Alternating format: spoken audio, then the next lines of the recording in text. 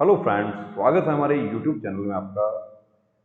SSC constable GD की जब भर्ती चल रही थी उसी दौरान बहुत सारी आवाज़ उठने लगी थी। एक्स सीएपीएफ पार्लियामेंट्री फलाना एक से एक एसोसिएशन बने हुए।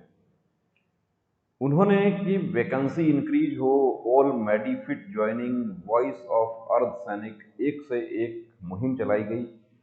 वही काम जब हुआ BSF radio operator radio mechanic में, तब वो वॉइस ऑफ अर्ध सैनिक का एक वीडियो भी नहीं आया, जबकि वो लोग जानते हैं, पूरा प्रोसेस जानते हैं। देखिए, BSF radio operator radio mechanic में भी 3 गुना कैंडिडेट्स का मेडिकल हुआ था। ये प्रोसेस है किसी भी फोर्स का कि जो वैकेंसी जितना है उससे ज़्यादा कैंडिडेट्स को बुलाया जाएगा पूरी भर्ती प्रक्रिया में, और उसके अनुसार फाइनल मेरिट जो है तैयार होगी। फाइनल मेरिट में वो हमारे साथी आएंगे ऊपर, जो क्रीम है वो ऊपर आ जाएगी, जिसको मार्क्स ज़्यादा है वो मेरिट में आ जाएंगे, जिनको मार्क्स नहीं बन पाए उस कट ऑफ पे वो आउट हो जाएंगे।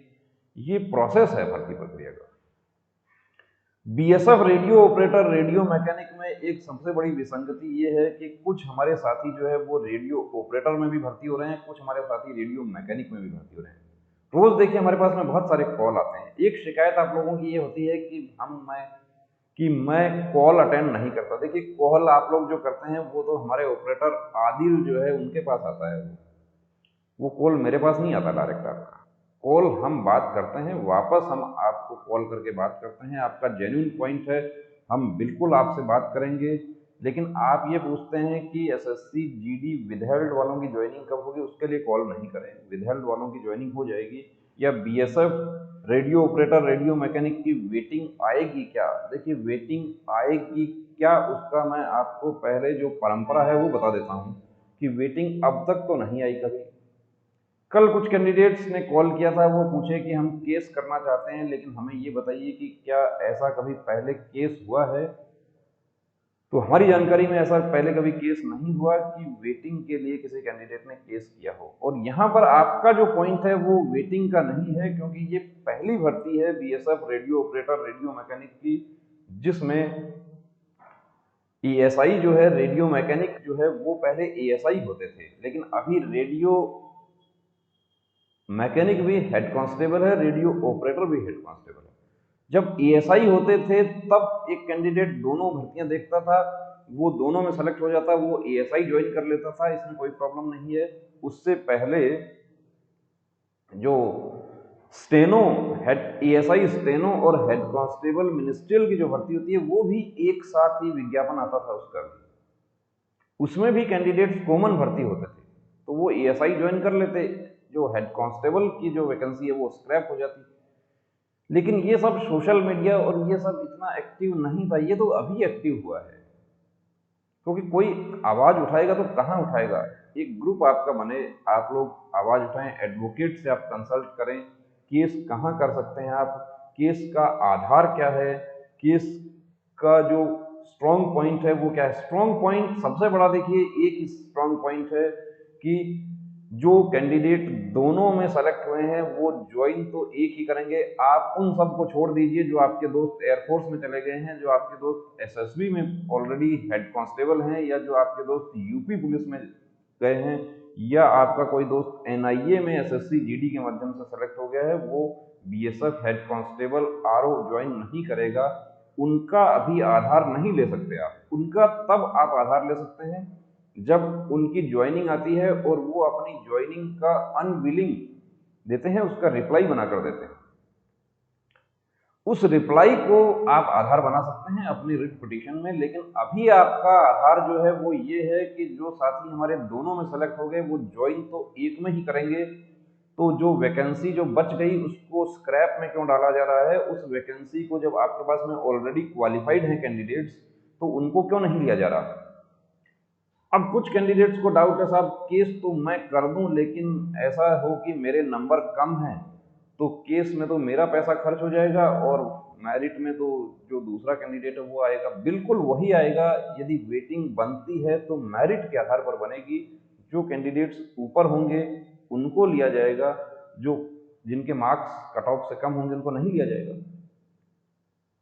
हम केस जीत तो जाएंगे क्या? ये बहुत ही फ्रिक्वेंटली आस्क्ड क्वेश्चन होता है, बहुत ज़्यादा पूछा जाता है ये कि साहब हम केस जीत देखिए केस जीत जाएँगे ये आपके एडवोकेट पे डिपेंड करता है, फोर्स के एडवोकेट जो हैं उन पे डिपेंड करता है। आप जिस चीज़ को जो माँग आप रख रहे हैं, जो आपका शिकायत है उसको फोर्स काउंटर करेगी और दोनों पक्षों को माननीय न्यायाधीश महोदय सुनने के बाद फैसला करेंगे। तो जीत जाएँगे या नहीं जीत जाएँगे ये जो है, ये तो माननीय न्यायाधीश महोदय पे निर्भर करेगा, उसके लिए हम कुछ नहीं कह सकते। हम तो आपको सिर्फ एक कानूनी रास्ता बता सकते हैं कि ये आपके पास में रास्ता है, आप चुपचाप घर पे बैठ के आंसू बहाएं, किस्मत को कोसें या जो रास्ता है उस पर चलें। दोनों रास्ते आपके पास में खुले हुए हैं, मर्जी आपकी है। अब जीत जाएंगे तो उसके लिए मैं आपको एक बात कह सकता हूं कि जीत जाएंगे हम, जिंदगी हर कदम एक नई जंग है। मैं ये कह सकता हूँ आपको कि प्रयास करेंगे तो जरूर जीत होगी और प्रयास नहीं करेंगे तो जीत की उम्मीद करना जो है वो उसके लिए कोई कोई शब्द नहीं है मेरे पास में कि जीत की हम उम्मीद नहीं कर सकते।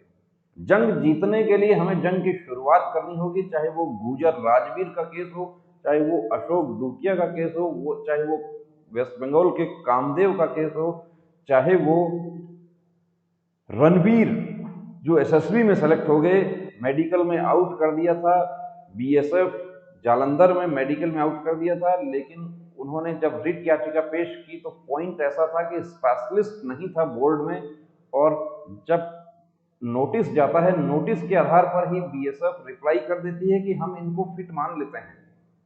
और रणवीर जो है वो एसएसबी में ज्वाइन कर गए। कल हमारी बात हुई उनसे, बड़ा अच्छा लगा, मैं हम भूल गए थे रणवीर को, लेकिन कल जब हम मैसेज देख रहे थे पुराने तो उसमें हमें पता चला कि ये तो रणवीर वो कैंडिडेट है जो ये तो अनफिट थे, तो ये ज्वाइन कैसे कर गए। तब हमें पता चला कि वो केस जीत गए थे, यानी उनका केस का फैसला ही तुरंत हो गया। तो फैसला कब होगा, फैसला तो देखिए अब आप आईटीबीपी ड्राइवर का जो मैटर है उसमें कैंडिडेट्स आउट किया, ड्राइविंग लाइसेंस में आउट किया, एक से एक कैंडिडेट आउट होके आगे 5 कैंडिडेट ऐसे थे जिन्होंने माननीय दिल्ली उच्च न्यायालय में इसको चैलेंज किया कि ड्राइविंग लाइसेंस जब हमारा मान्य नहीं कर रहे हैं तो हमें पूरी भर्ती प्रक्रिया में शामिल क्यों किया गया। उनका ड्राइविंग टेस्ट हो गया, 17 अप्रैल को उनका ड्राइविंग टेस्ट हो गया। अब जब ड्राइविंग टेस्ट उनका हुआ तब बहुत सारे कैंडिडेट्स जागते हैं कि अब हमें भी करना चाहिए। ठीक है, बिल्कुल कर सकते हैं आप, जस्टिफाई जो डिले हुआ है उसको आपके एडवोकेट करेंगे। कैसे करेंगे जस्टिफाई कि साहब ये तो गांव का रहने वाला बंदा है, इसको पता नहीं था, ये तो बड़ा डिप्रेशन में आ गया था, ईंट भट्टे पे काम करता है, खेती में काम करता है, गेहूं की कटाई आ गई थी इस दौरान, ये तो इसलिए इसने आईटीबीपी की भर्ती को ये भूल गया और ये इसने गेहूं की कटाई में ये लग गया, मजदूरी करता है। ये सब काम आपका नहीं है, सोचने का काम नहीं है आपका कि क्या होगा क्या नहीं होगा। फैसले का काम माननीय न्यायाधीश महोदय का है, उसके लिए हमारी न्यायपालिका है। तो अन्याय के खिलाफ लड़ेंगे तब तो देखिए जीत की उम्मीद रख सकते हैं, और लड़ाई की शुरुआत ही नहीं करेंगे तो जीत की कल्पना भी नहीं कर सकते। जय हिंद।